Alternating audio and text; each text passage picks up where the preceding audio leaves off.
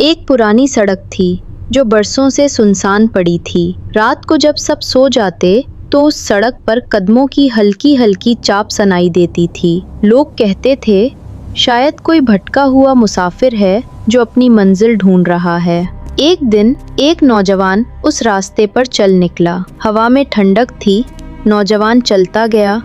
अचानक हवा रुक गई और फजा में एक सुकून फैल गया। उसने देखा रास्ते के आखिरी किनारे पर एक बूढ़ा मुसाफिर बैठा था। नौजवान ने करीब जाकर पूछा, आप कब से यहाँ हैं? बूढ़ा मुसाफिर बोला, जब से तुमने ख्वाब देखना छोड़ दिया है। नौजवान हैरान हुआ और अगले लम्हे वो जगह खाली थी, सब गायब। बस हवा में वही सुकून बाकी रह गया और एक सरगोशी सुनाई दी, मंजिलें उनकी होती हैं जो चलना नहीं छोड़ते।